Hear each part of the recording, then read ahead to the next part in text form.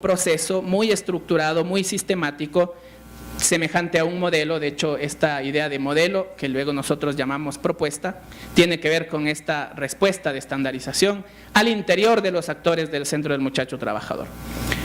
Una segunda respuesta es esta respuesta que yo he denominado de separación, que la vinculo a la ciudad doméstica.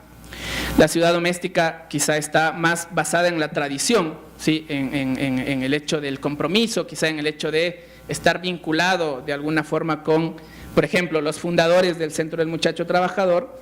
Y una reacción, por ejemplo, es que el documento respondía al cambio, fomentaba la añoranza, y alguien decía, quizá no cambie nada esto, ¿sí? este proceso que se había desarrollado. Una tercera respuesta es la de la añoranza, donde había personas que, por ejemplo, decían que era necesario retomar algunas cuestiones que se habían dejado de lado en el centro del muchacho trabajador, siempre con esta idea, ¿no? Por ejemplo, cuando estaban padre y madre desarrollábamos esta cuestión, hoy se ha perdido, hoy vemos quizá más desorganización en este espacio, etcétera, que son cuestiones que, por ejemplo, las familias usualmente repiten en algunos espacios de trabajo con ellos.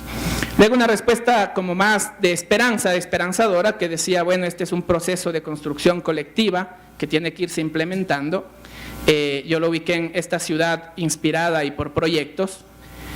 Luego una respuesta de indiferencia, que decía, bueno, hay que conocerlo mejor, ¿sí? Hasta ahora, bueno, de hecho en el CMT estamos pensando cuál es el proceso de formación sobre la propuesta de atención integral de las familias, que más o menos se vincula con esta respuesta que yo denomino aquí como de indiferencia, ¿no? O de esperanza.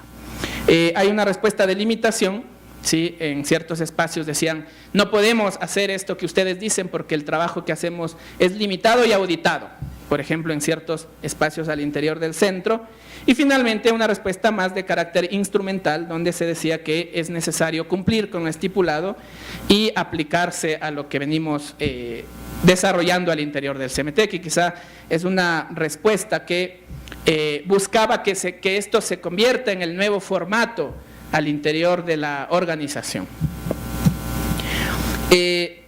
Cuarto punto, digamos que me parece importante dentro de las acciones que emanan de todo este proceso de cambio y de crisis, es el hecho de la lealtad. Inicialmente yo le había denominado compromiso, que quizá en nuestro contexto puede entenderse un poco mejor, pero es esta idea que subyace a las acciones que desarrollamos dentro de ciertos contextos organizacionales, tanto por ejemplo en el Centro del Muchacho Trabajador como en Fe y Alegría. ¿Sí? Yo le he denominado lealtad, pero lo que me llama la atención es cómo hay ciertos sustentos de la lealtad, ciertos sustentos del compromiso, pero distintas respuestas bajo el mismo presupuesto, ¿sí? Es decir, básicamente, tanto en el Centro del Muchacho Trabajador como en Fe y Alegría, el sustento del compromiso se basa en lógicas provenientes del Estado, porque está el currículo nacional, porque ambas hacen educación, porque hay una legislación sobre el trabajo infantil, o de la organización misma, es decir, Fe y Alegría con una política de educación popular, el Centro del Muchacho Trabajador con una política de trabajo infantil, el discurso religioso del cristianismo en sus distintas formas. Esto es muy importante porque todas las acciones de alguna forma se justifican porque son cristianos, ¿sí? Y eso va a ser fundamental en entender cómo una misma lógica genera distintas respuestas de acción en torno a la lealtad. Y el carisma de la organización, que es el carisma al que pertenece la obra, y por supuesto, en este caso, a la Compañía de Jesús.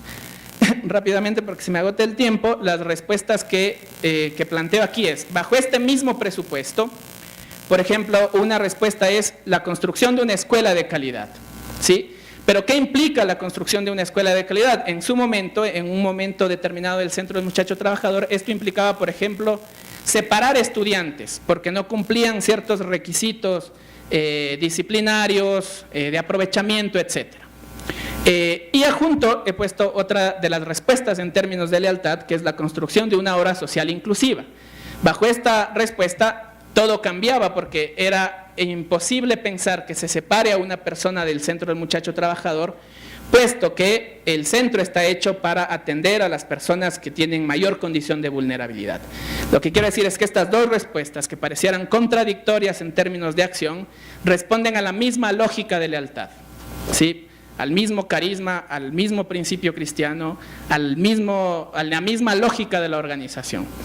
Y otras tres respuestas que están basadas en el cumplimiento de la ley, en la intervención para mejorar los procesos y finalmente en el desarrollo de un trabajo desinteresado. Tanto el CMT como Fe y Alegría son organizaciones donde usualmente se expresa, ¿no?, que no se gana mucho, pero se siente uno realizado, ¿sí?, que tiene que ver también con esta lógica de respuesta de lealtad frente a los cambios de la organización.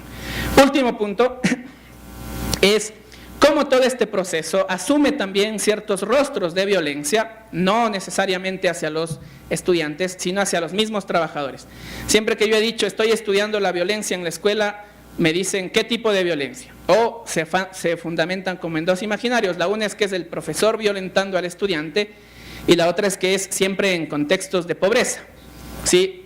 Desde la investigación, digamos, un presupuesto es que la violencia se da en todos los contextos y asume distintos rostros, y además que no siempre es en esta línea que uno consideraría quizá como un cierto espacio de quién tiene el poder y quién no lo tiene, puesto que, por ejemplo, en Esmeraldas es muy común escuchar a los docentes cuando los estudiantes llegan y los amenazan o cualquier otro tipo de cuestión, incluso física.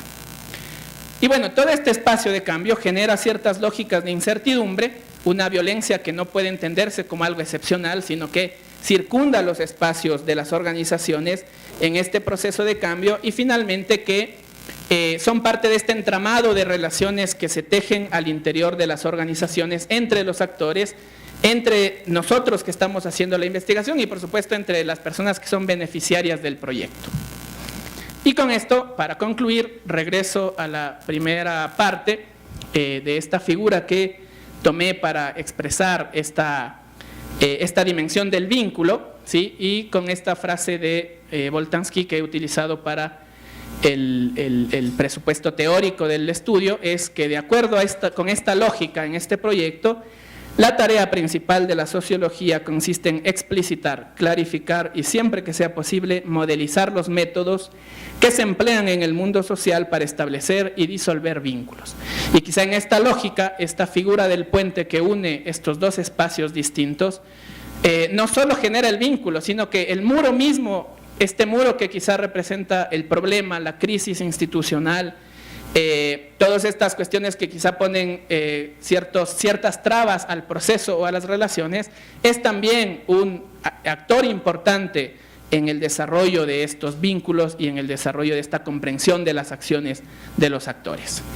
Y concluyo diciendo, como un pequeño epílogo, que en Bélgica nosotros solíamos ir a los desayunos andinos, que organizaba una profesora en la facultad, y en algún momento una de las personas que estaba en el desayuno andino comentó su experiencia en Bolivia, que la he escuchado muchas veces en el Centro del Muchacho Trabajador, en Fe y Alegría, en los docentes, en los actores, y es el hecho de que todos estos problemas de crisis, de incluso por ejemplo que la gente sabe que puede salir del centro porque ya no hay dinero, porque le van a despedir o por cualquier otra cuestión o porque está siendo amenazado en cierto contexto de violencia, llega un momento en que se olvidan y se convierten en algo para reírse. Si la gente se reúne a recordar los procesos de crisis y a reírse de eso, ¿sí? Y quizá estas sonrisas, estas risas pueden ser en tiempos de crisis el mejor acto revolucionario. Muchas gracias.